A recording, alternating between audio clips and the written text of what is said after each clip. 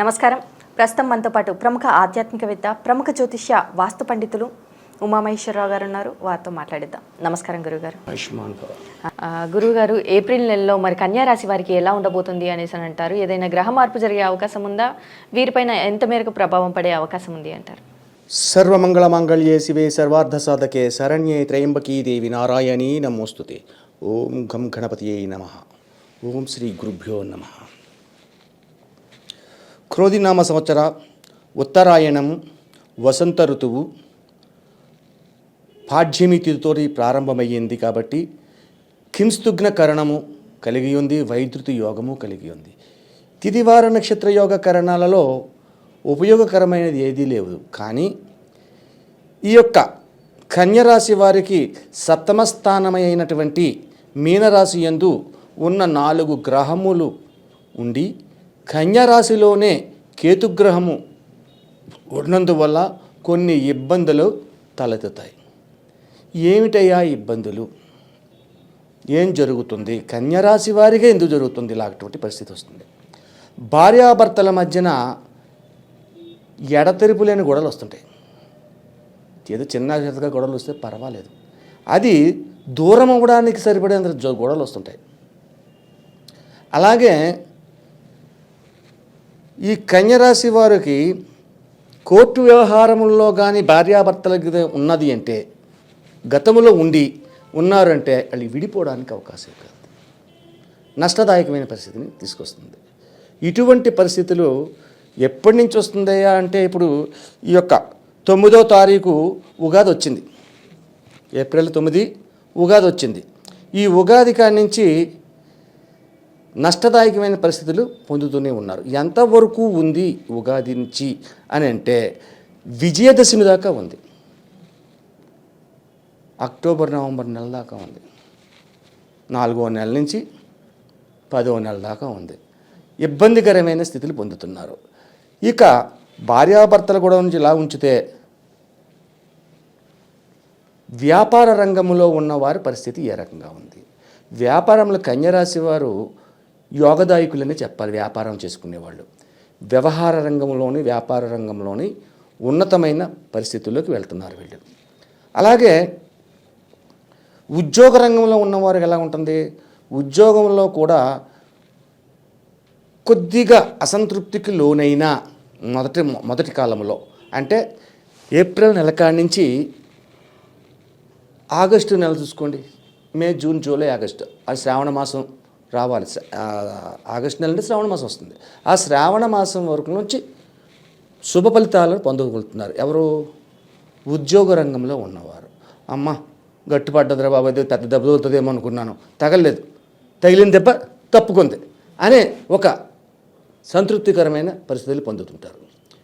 విజయదశమి కాడి నుంచి, ఇక్కడ విజయదశమి వెళ్ళిన తర్వాత వచ్చే పండుగలు ఉన్నాయి. సంక్రాంతి, భోగి, కనుమ ఇలాంటి పండుగలు ఉన్నాయి.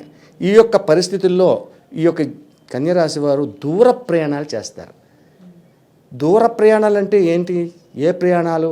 ఇందులో ప్రయాణాల్లో కూడా కొన్ని చెప్పుకోతగ్గవే, చెప్పుకోలేని ఉంటాయి. ఎవరైనా బంధువులు మరణించారంటే ఆ ప్రయాణం మంచిది కాదు. అలా కాదు. ఈ కన్యారాశి వారు దూర ప్రయాణం ఏం చేస్తారు? కాశీ, రామేశ్వరము ఇటువంటి పుణ్యక్షేత్ర విధానాలకు వెళ్తారు. చాలా దూరం ప్రయాణాలు చేసి దైవ దర్శనాలు చేసుకుంటారు. అటువంటి యోగాన్ని పొందుతున్నారు. విద్యార్థుల పరిస్థితి ఏంటి? ఈ యొక్క బుధుడు విద్యావేత్త, వ్యాపారవేత్త, ఉన్నతత్వాన్ని భావాలు, స్త్రీ పురుషుల కలయిక, ప్రేమ, పెళ్ళి, సంతతి అనేటువంటి యోగాల్ని కల్పింపచేసేవాడు బుధుడు. కాబట్టి బుధుడు విద్యావేత్త అయ్యి ఉండి, బుధుడు ఉన్న స్థానము కూడా గురువుతో కలిపి ఉన్నాడు. శత్రువు స్థానమైనా గురువుతో కలిపి ఉన్నాడు, శత్రువుతో కన్నా. కానీ యోగదాయకుడు అయ్యాడు.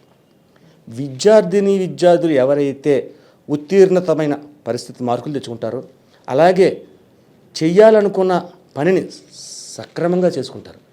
అనుకున్నాము, ఇది జరగలేదు అనే పరిస్థితి రాదు. ఎవరికి? విద్యా ఆధిక్యత పొందిన వారికి. విద్యాదీక్షత పొందిన ఎవరైనా సరే, ఆడవారవని మగవారవని, పిల్లలు ఉన్నతమైన శ్రేణిలోకి వెళ్ళడం అనేది జరుగుతూ ఉంటుంది. అత్యధికమైన మార్పులు జరిగాయి. ఇక్కడ ఒక సిల్లీ క్వశ్చన్ ఏంటంటే, ఈ యొక్క కన్య రాశిలోని ఉన్న అమ్మాయిలు ఎక్కువగా ఆధిక్యత తెచ్చుకుంటున్నారు. అమ్మాయిలు ఎక్కువ ఆధిక్యత ఉంటుంది, అబ్బాయిలు తక్కువ ఉంటుంది. ఏంటంటే కారణం, అది ఉన్న స్థాన విధానాన్ని కుజునితోటి కుజస్థానం అయిన మేషరాశి యందు ఈ బుధగ్రహం కలిగి ఉంది. అందువల్ల కుజుడు చేసినట్టు అంటే నన్ను అడిగితే అమ్మాయిలు ఎవరైతే డాక్టర్ చేస్తారో, ఎంపీ కాకుండా బైపీసీ తీసుకుంటారో, అటువంటి వారికి డాక్టర్ అవడానికి చాలా ఎక్కువ అవకాశాలు ఈ యొక్క రాశిలో ఈ సంవత్సరంలో ఎక్కువ మెడిసిన్ చదివే వాళ్ళు ఎవరైతే ఉన్నారో వాళ్ళని ఎక్కువ ఉత్తీర్ణత పొందడం అనేది తప్పనిసరిగా జరుగుతుంది. కాబట్టి ఇది అనుసరించండి. కన్యరాశి వారికి తదుపరి నుంచి అంటే విజయదశమి అనంతరము కూడా శుభయోగమైన ఫలితాలు పొందుతున్నారు. శుభతత్వమైన ప్రయాణాలు చేస్తున్నారు. దూర ప్రయాణముల యందు కూడా లాభదాయకమైన పరిస్థితులు ఉంటాయి.